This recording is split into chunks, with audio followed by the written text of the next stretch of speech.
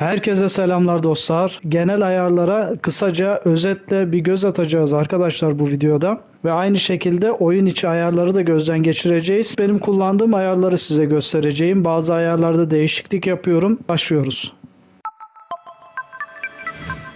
Öncelikle arkadaşlar ben PlayStation 5 üzerinden oynuyorum Ark'ı. Bunu belirteyim. Bilgisayar üzerindeki ayarlar biraz daha farklı. Türkçe oynuyorum arkadaşlar. Ancak Türkçe çeviride biraz bozukluklar olabiliyor. Bazı kelimeler, bazı cümleler biraz farklı olabilir arkadaşlar. İki tane ayar var burada. Özellikle bunları göstereceğim size. Şuraya bastığımız zaman zaten ayarlar karşımıza çıkıyor arkadaşlar. Bakın bu iki tarafta da, iki kısımda da zorluk seçin yazan bölüm var arkadaşlar. Burada 3 tane zorluk tipi var biliyorsunuz. Kolay, orta, zor olmak üzere. Orta zorlukta oynuyorum arkadaşlar. Bakın burada mesela buradaki kelimede bir bozukluk var. Az önce bahsettiğim gibi.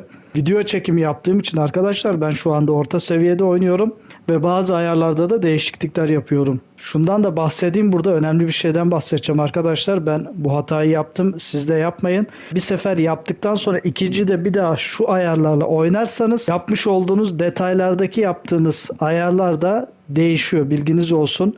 Buradan oyuna başlarken herhangi bir zorluğu seçin. Ve burası bu şekilde kalsın arkadaşlar. Bir daha buradan zorluk seçme kısmına bir daha girmeyin. Bu zorluğu seçtikten sonra arkadaşlar detaylı ayarlarında kendinize göre ayarlamalar yapabilirsiniz. Benim mevcut ayarlarımı göstereyim ben şimdi size. Ben bu zorluk seviyesini seçtikten sonra çok fazla oynamadım ayarlarla. Ayarlarım bu şekilde göstereceğim. Şimdi çok fazla özete de girmeyeceğim. Çünkü zaten buradaki her bir faktörün üzerine geldiğimizde detaylar yazıyor arkadaşlar. Gördüğünüz gibi bakın bunların üzerine geldiğimizde burada detaylar yazıyor zaten.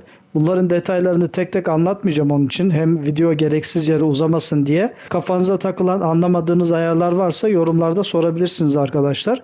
Ama kısaca özet olarak geçecek olursak bakın şurada oyun kurallarına geldiğimizde burada karakterimizin statlarıyla alakalı olan değerleri görüyoruz arkadaşlar. Bu yaratık kısmına geldiğinizde ise burada da aynı şekilde dinoların stat ayarları da buradadır arkadaşlar. Yapılarla alakalı olan ayarlar da burada arkadaşlar. Şimdi önemli olan bakalım burada herhangi bir şey var mı? Evet şurada şunu gösterelim arkadaşlar. Bakın şurada maksimum zorluk var. Bakın bu bende kapalı. Rehber videolarda gereksiz uzama yapmasın diye.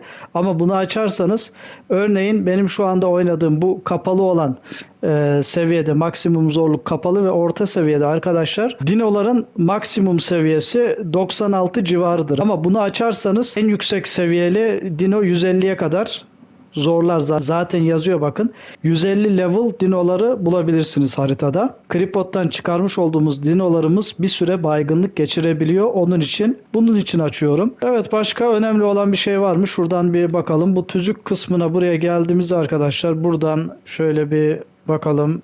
Burada yaratıcı modu var. Bu yaratıcı modunu açarsanız eğer oyunun içindeki menüde yaratıcı modunu açabilirsiniz. Eventleri açmak için bunu kullanıyoruz. Şu anda doğum günü eventi var. Ben bu videoyu çekerken Ark'ın 11. yıl dönümü arkadaşlar bu arada. Onun için burada doğum günü eventi var. Bunu aktif hale getirdim ben. Evet bu oyun kurallarındaki ayarlar bu şekilde arkadaşlar. Şurada gelişmiş kısmına gelelim. Burayla çok fazla oynama yapmadım arkadaşlar ben. Bunlar daha çok serverlarda oynayan arkadaşlar için belki gerekli olabilir ama ben şu anda solo oynadığım için bu ikisinde herhangi bir değişiklik yapmadım. Şuradan dünya kısmına geldiğimizde evet burada var önemli ayarlar. Bunları gösterelim. Özellikle mutasyon yaptığım zamanlarda buradaki bazı ayarlarda değişimler yapıyorum arkadaşlar. Gündüz hızı bakın burada benim sıfıra getirdim. Gece hızı ve gündüz hızı bunu yükselttim. Bunu düşürdüm. Bunun sebebi de yine video çektiğim için arkadaşlar bunları ben düşürdüm ama normalde bunları ellemeseniz daha iyi olur. Şurada önemli bir ayar var arkadaşlar. Bunu göstereyim. Daha önceki mutasyon videolarımızda da söylemiştik. Şu çiftleşme aralığı var mesela bunu mümkün mertebe düşürüyorum. Çiftleşme aralığı çok uzamasın diye. Sürekli çiftleşme gerçekleşsin diye arkadaşlar ve sürekli yumurta alabilmek için bunu düşürdüm mesela. Yumurta aralığı ve yumurta çatlama hızı bunu da mümkün mertebe yüksek tutuyorum ki yani sürekli yumurta gelsin diye yumurtanın çatlayacağı süreyi bekleme hızı. Bunu da yükseltiyorum hemen çatlasın diye. Bu gebelik süresini de etkiliyor. Gebelik sisteminde olan dinolar için gebelik süresinde etkiliyor arkadaşlar bu. Eğer yüksek olursa daha hızlı bir şekilde gebelik kısa oluyor arkadaşlar. Evet, burada bebekle alakalı bazı ayarlar var. Bebeğin olgunlaşma hızını 20'ye getirmişim. Bu da ne kadar çabuk büyümesini istiyorsanız onunla alakalı arkadaşlar. Zaten üzerine geldiğimiz zaman detayları yazıyor ama ayarlarda anlamadığınız bir şey olursa yorumlarda yazabilirsiniz. Burada vahşi dinolarla alakalı stat ayarları var. Burada da yine evcilleştirilmiş dinolarla alakalı stat ayarları var. Burada yine karakterle alakalı stat ayarları var. XP çarpanları ile alakalı statlar da burada. Çok önemli değinmemiz gereken mesele yok burada da arkadaşlar. Hemen grafik ayarlarına geçeceğim çünkü arkadaşlar. Şimdi burada herhangi bir ayar yaptığınız zaman bakın bunların hepsine baktık arkadaşlar. Detaylara girmeden özet bir şekilde geçtik. Şimdi oyun kuralları ve gelişmiş dediğimiz gibi burada 2 tane ayar var. Burada engramları gösteriyor zaten. Tüm engramları görebiliyorsunuz burada. Engram bilgileri var burada. Şimdi oyunun içindeki ayarlara geçeceğiz. Buradan da şunu da gösterelim arkadaşlar. Mod ayarları var. Burada modlar var, bakın benim yüklediğim bazı modlar var. Bu modlardan herhangi birinin üzerine gelip buradan mod etkinleştir dediğinizde şurada aktif modları görebiliyorsunuz. Şu anda benim aktifleştirdiğim bir mod olmadığı için burada görünmüyor. Mod ayarları, oyun kuralları, gelişmiş ve engramlara özet olarak bakmış olduk. Ve en son arkadaşlar bu ayarları yaptıktan sonra şuradan ayarları kaydet dediğinizde ayarlar kaydedilmiş olur. Şunu söyleyelim arkadaşlar. Sistemin size önerdiği ayarları kullanırsanız her zaman iyidir. Bu ayarları bozmazsanız çok gerekli olmadıkça. Evet, modları nereden indirdiğimize de bakalım arkadaşlar. Ondan sonra buraya geçeceğiz. Bakın şurada modlar listesi vardır burada. Burada modlar listesine girdiğinizde ücretli, ücretsiz bütün modları buradan indiriyoruz arkadaşlar. Ve mod ayarları kısmından burada görebiliyoruz. Buradan aktif ettiğimiz zaman da burada aktif modlarda çıkıyor. Bu şekilde mod ayarlarını da yapabiliyoruz. Şuradan ben oyuna gireyim. Bir de oyun içi ayarlarını gösterelim şimdi. Evet, bakın oyuna girdik arkadaşlar. Özellikle burada şunu söylemek istiyorum. Oyunu açmak için buradan açıyorum. Bunu söyleyeyim özellikle. Niye bunu yapıyorum? Özellikle Asrios gibi, Ragnarok gibi haritalarda çok oyundan atmalar yaşayabilirsiniz arkadaşlar. Ben de yaşadım bunu. Çok sıkıntılar çektim. Özellikle Ragnarok'ta çok uzun süre oynamış olduğum bir oyun vardı ve ona artık giremiyordum. Hiçbir şekilde giremiyordum arkadaşlar. O bana büyük bir ders oldu. Oyunda çok fazla malzeme biriktirmemeye çalışıyorum. Bunu söyleyeyim. Çok fazla yapı yapmaktan uzak duruyorum. Özel oyunun sağlamış olduğu özel base alanları diyebileceğimiz özel bazı alanlar var arkadaşlar. Bu alanları base için kullanıyorum daha çok. Mesela burası Astreos'un bir bölgesi arkadaşlar burası mesela. Bakın burayı Şato diye kaydetmişim haritada. Bizim daha önceki base'imiz arkadaşlar şuradaydı. Şu bölgede, bakın şu bölgedeydi. Ragnarok haritasında yaşamış olduğum oyundan atmalardan dolayı çok fazla da aslında yapı yapmadım ama sandıklara çok fazla malzeme biriktirmeye başlamıştım ve son zamanlarda Astros haritasından da atmaya başlıyordu arkadaşlar. Onun için base'imi şimdi buraya taşıdım ben. Burası, bakın şöyle bir bölge göstereyim dışarı çıkıp size. Böyle hazır bir bölge arkadaşlar. Bakın burada yapılar var. Hazır yapılar var burada bakın. Burada bakın bazı dinolarımı da buraya getirdim ben. Bakın bu şekilde bazı hazır yapılar var. Böyle ve burada spawn oluyorum arkadaşlar ben. Yani burada bakın hiçbir şey yok. Bomboş zaten. Sadece yatak var burada. Burada spawn oluyorum ve bunu yapmaya başladıktan sonra hiç oyundan atmadı bu zamana kadar. Hiç oyundan atmadı arkadaşlar. Oyuna girişi de çok rahat oluyor.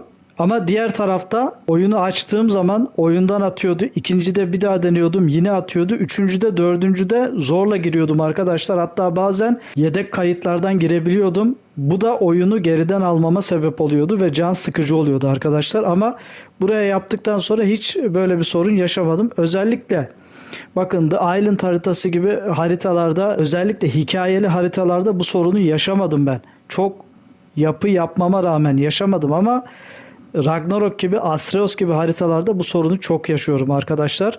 Bunu önemli buluyorum ben. Bunu o yüzden detaylı bir şekilde açıklamak istedim arkadaşlar. Şimdi ayarlara geçelim.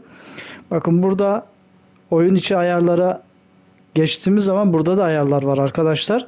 Tabi bu bilgisayardaki ayarlardan biraz daha farklı. Yani bilgisayarda oynadığınız Ark ayarlarından biraz daha farklı arkadaşlar bu.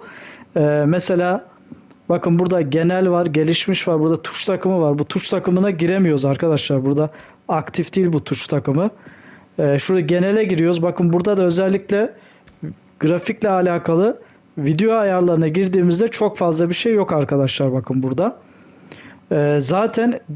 Zaten arkadaşlar söylediğim gibi eğer bilgisayarda oynuyorsanız veya bilgisayarda laptopta oynuyorsanız arkadaşlar Ark'ı sistemin size önerdiği ayarları kullanın. Burada grafiklerle alakalı çok fazla oynama yapmayın ama sistemin size önerdiği ayarlarla da sıkıntı çıkıyorsa, sorun çıkıyorsa buradan yapabileceğiniz bazı şeyler elbette olabilir. Onlara bir bakalım arkadaşlar. Şimdi bakın burada bazı detaylar var. Mesela bunları ben kapatmışım bakın. Hafif çiçeklenme diyor mesela. Bu kapalı. Işık milleri bu kapalı mesela arkadaşlar. Bunları kapalı kapatabilirsiniz. Bakın bu bunlar hep kapatmışım bunları ben. Evet, ses kısmında zaten fazla bir şey yok arkadaşlar. Ancak bu video kısmında özellikle bilgisayarlarda Ark oynayanlar için çözünürlük falan vardır. Bu çözünürlüğü düşürmeyi deneyebilirsiniz. Bazı ayarlardaki detayları bir tık düşürebilirsiniz arkadaşlar. Eğer ki çok atıyorsa, çok kasma yapıyorsa buradan bu detayları da biraz düşürebilirsiniz. Özellikle bakın şuraya geldiğimizde burada benim ayarlarım bu şekilde. Ben bazı ayarlarda burada oynama yapmıştım zannediyorum. Evet bakın şu ikisi kapalı mesela bende. Burada 3 tane kapalı yer var arkadaşlar. Şu ve şu. Bunlar kapalı. Bunları kapatmışım. Bir de şu kapalı. Diğerleri açık arkadaşlar gördüğünüz gibi. Şuraya bakacak olursak bunlar hep varsayılanda. Şu ikisini kapatmışız arkadaşlar. Şu 3 tanesini kapatmışız. Şunlar açık. Bunlar daha çok server için gerekli olabilir. Buradaki ayarların detayları bu şekilde arkadaşlar. Gösterdiğim gibi videolarda da bunlar kapalı. Sadece şu açık arkadaşlar. Kamera ayarlarımız da bu şekilde. Gelişmiş ayarlara gelelim. Şu gelişmiş ayarlar özellikle burada da önemli bazı ayarlar olabilir. Şuradan başlayalım arkadaşlar. Bakın şunu düşük yapmışım. Bunları değiştirmiştim ben. Özellikle bunlar mesela şunu düşük yapmışım. Titreşimi kapalı yapmışım. Bu kısımda bazı değişiklikler yapmışım arkadaşlar. Özellikle şu su altı kabarcıkları arkadaşlar 0 yapmıştım. Bunu hatırlıyorum. Özellikle bunu. Burada sadece şu ikisini kapatmışım. Evet şunu da 500 yapmışız arkadaşlar. Kontrol cihazının zaten konsolun kontrolleri var. Buna dokunmadık. Evet benim kullandığım ayarlar PlayStation 5'te benim kullandığım ayarlar bu şekilde arkadaşlar. Dediğim gibi siz oyununuza göre değiştirebilirsiniz ama grafik ayarlarında sistemin size önerdiği ayarları kullanırsanız daha iyi olur ama buna rağmen kasıyorsa eğer bazı ayarları düşürebilirsiniz. Bir de şunu söyleyeyim arkadaşlar, özellikle ben PlayStation 5 üzerinden çekim yapıyorum ve YouTube'a atmış olduğum videolarda izlemiş olduğunuz Ark videoları DaVinci üzerinden düzenlenmiş haliyle size sunuyorum bunları ben. Grafikler daha kaliteli görünüyor olabilir arkadaşlar. Bu konuda da bilginiz olsun. Çünkü DaVinci üzerinden de renk ayarlarında bazı geliştirmeler yapıyorum. Bu konuda da bilginiz olsun arkadaşlar. Ayarlarla alakalı merak ettiğiniz başka bir konu varsa yorumlarda sorabilirsiniz arkadaşlar. İzlediğiniz için hepinize teşekkür ediyorum arkadaşlar. İçeriklerin devamı için kanalıma abone olmayı unutmayın. Bir sonraki videoda görüşmek üzere. Hoşça kalın.